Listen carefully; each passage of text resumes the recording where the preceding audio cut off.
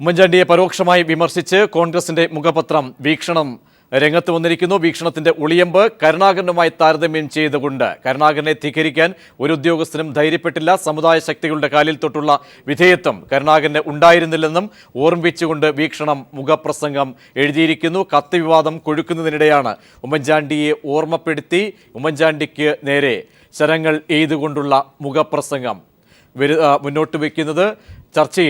ഈ വിഷയം ചർച്ച ചെയ്യുമ്പോൾ നമ്മോടൊപ്പം മാധ്യമപ്രവർത്തകൻ RS ബാബു, ഒപ്പം കോൺഗ്രസിലെ വളരെ പരിണിതനായ നേതാവ് KPCCയുടെ വൈസ് പ്രസിഡന്റ് നമ്മോടൊപ്പം പീതാംബരക്കുറുപ്പ് ചേരുന്നു. ഒപ്പം തന്നെ രാമചന്ദ്രൻ നായർ, മുൻ ചീഫ് സെക്രട്ടറി, ഒപ്പം S സജീവനും നമ്മോടൊപ്പം ചേരുന്നുണ്ട്. ആദ്യം സജീവനിലേക്ക് എത്തുന്നതിന് മുൻപ് രാമചന്ദ്രൻ നായർ നമ്മോടൊപ്പം ചേരുന്നു തത്സമയം. രാമചന്ദ്രൻ നായർ, ഒരുപക്ഷെ കരുണാകരൻ്റെ ചരമവാർഷികം ആണ് നാളെ. ഇന്നിപ്പോൾ ഈ ഒരു വളരെ പ്രസക്തമായി തന്നെ ഇത് ചർച്ചയ്ക്ക് ഈ വിഷയം എടുക്കുന്നത് കോൺഗ്രസിൻ്റെ മുഖപത്രം വീക്ഷണം തന്നെ കരുണാകരൻ്റെ വീരചരിതങ്ങളെ ഓർമ്മപ്പെടുത്തി ഒട്ടേറെ കാര്യങ്ങൾ മുന്നോട്ട് വയ്ക്കുന്നു.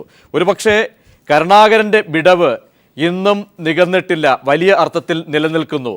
ഇന്ന് ഭരിക്കുന്നത് UDF സർക്കാരാണ്. ഒട്ടേറെ വിവാദങ്ങൾ നിലനിൽക്കുന്ന ഘട്ടത്തിൽ വീണ്ടും ഓർമ്മപ്പെടുത്തേണ്ട ഒരു സാഹചര്യത്തിലേക്കാണോ പോകുന്നത്? ഒരുപക്ഷെ ഉദ്യോഗസ്ഥ വൃന്ദങ്ങളോടും ഭരണ ഘടകകക്ഷി നേതാക്കളോടടക്കം ഉദ്യോഗസ്ഥരോടൊക്കെ തന്നെ ലീഡർ എടുത്തിരുന്ന ഒരു നിലപാടുണ്ട്.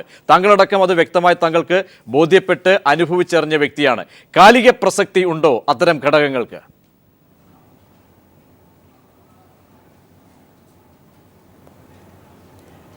തീർച്ചയായിട്ടും ഓരോ മുഖ്യമന്ത്രിയുടെയും ശൈലി വ്യത്യസ്തമായിരുന്നു. പട്ടംതാണുള്ള sir, C Achutha Menon, EK Nayanar, K Karunakaran, ഇവരുടെയൊക്കെ കാലത്ത് ഈ വീക്ഷണം പറഞ്ഞത് വളരെ ശരിയാണ്. ഇവരിൽ ആരിയ്ക്കുമ്പോഴും ഒരു ഉദ്യോഗസ്ഥനും ഇന്ന് IG ജേക്കബ് തോമസ് സംസാരിക്കുന്ന പോലെ സംസാരിക്കാൻ ധൈര്യപ്പെടുകയായിരുന്നു. അഥവാ പറഞ്ഞാൽ ഒരു തവണയേ പറയൂ, പിന്നെ പറയില്ല. C അച്യുതമേനോനൊക്കെ IG-മാരെയും മറ്റുള്ളവരെയും കൈകാര്യം ചെയ്യുന്നത് ഞാൻ കണ്ടിട്ടുണ്ട്. ഉമ്മൻചാണ്ടി എന്ന് പറയുന്ന മുഖ്യമന്ത്രി വളരെ സോഫ്റ്റാണ്, വളരെ മൈൽഡാണ്. അദ്ദേഹം സോഫ്റ്റ് ആൻഡ് മൈൽഡ് ആയതുകൊണ്ടാണ് അദ്ദേഹത്തിൻ്റെ മേൽ കുതിര കയറാം എന്നുള്ള തോന്നൽ IG-മാർക്കൊക്കെ ഉണ്ടാകുന്നത്. ആ സ്ഥാനത്ത് EK നായനാരോ K കരുണാകരനാണെങ്കിൽ ഒരു തവണ പറഞ്ഞാൽ പിന്നെ പറയില്ല. പട്ടംതാണുള്ള സാറാണെങ്കിൽ ഒരു തവണ പോലും പറയാൻ പറ്റില്ല.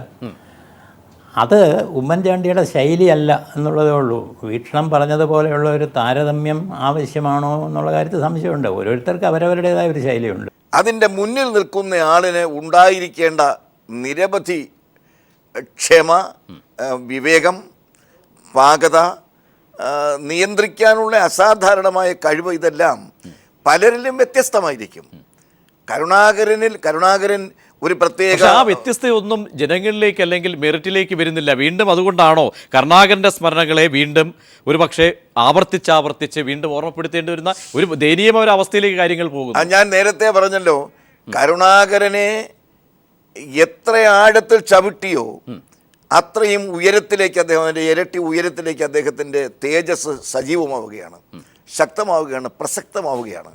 കേരള രാഷ്ട്രീയത്തിൽ അദ്ദേഹത്തിന് വളരെ വേദനിപ്പിച്ചവർ ഉണ്ട്.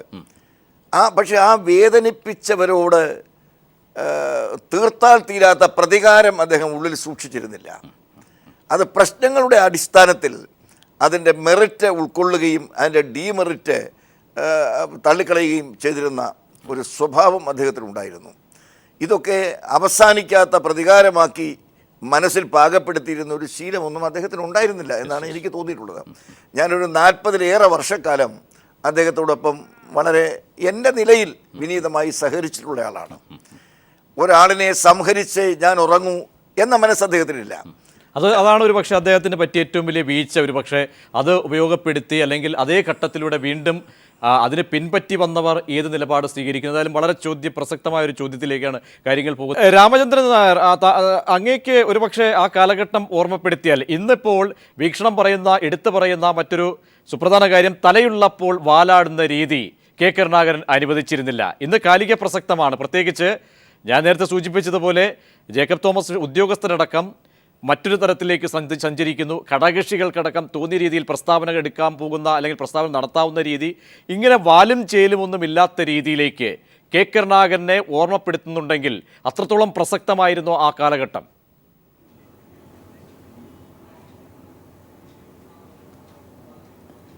അത് ഞാൻ നേരത്തെ പറഞ്ഞതുപോലെ കെ കരുണാകരൻ്റെ ശൈലി വേറെ, ഉമ്മൻചാണ്ടിയുടെ ശൈലി വേറെ. പക്ഷെ അങ്ങനെ ശൈലി മാറ്റം വന്നിട്ടും വിനയത്തോട് ഇടപെടുകയാണ്. ആ ശൈലി മാറ്റം എന്നൊരു പക്ഷേ ശ്രീ പീതാംബരക്കുറുപ്പോ അങ്ങോ പറയുമ്പോഴും അത് ഒരു പക്ഷേ ഡൈജസ്റ്റ് ചെയ്യാൻ പറ്റുന്നതിന് അപ്പുറത്തേക്ക് കോൺഗ്രസ് രാഷ്ട്രീയത്തിന് അപ്പുറത്തേക്ക് പോയിരിക്കുന്നു. അത് അംഗീകരിക്കാൻ കഴിയുന്നതാണോ? അങ്ങനെ ഒരു ഒഴിവുകേട് അല്ലെങ്കിൽ നമ്മൾ കഴിവുകേട് മാത്രം പറഞ്ഞുകൊണ്ട് കാര്യങ്ങളെ വ്യാഖ്യാനിക്കാൻ കഴിയുമോ അത്ര പെട്ടെന്ന്?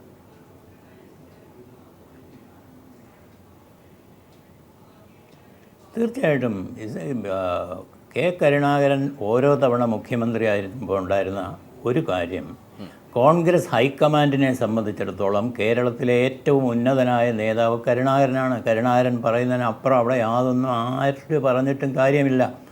ഉമ്മൻചാണ്ടി മുഖ്യമന്ത്രിയാകുമ്പോൾ തീർച്ചയായിട്ടും ഹൈക്കമാൻഡിൽ ഉമ്മൻചാണ്ടിയേക്കാൾ സ്വാധീനമുള്ള ആളുകളുണ്ട്. അപ്പോൾ കോൺഗ്രസ് ഹൈക്കമാൻഡ് എന്തു പറയും എന്നുള്ളത് കുറച്ച് ഭയപ്പെട്ട് വേണം ഉമ്മൻചാണ്ടിക്ക് മുമ്പോട്ട് പോകാൻ. മറ്റൊന്ന്, കരുണാകരൻ ഓരോരിക്കൽ മുഖ്യമന്ത്രി ആയപ്പോഴും നല്ല ഭൂരിപക്ഷത്തോടു കൂടിയാണ് വന്നത്. ഉമ്മൻചാണ്ടി അകത്ത് വരുന്നത് 1-2 പേരുടെ ഭൂരിപക്ഷത്തിലാണ്. അതിനെ കൊണ്ടു നടക്കണമെങ്കിൽ സർക്കസ് റിംഗ് മാസ്റ്ററുടെ സ്വഭാവം കാണിച്ച് തന്നെ അത് ചെയ്യാൻ പറ്റുള്ളൂ.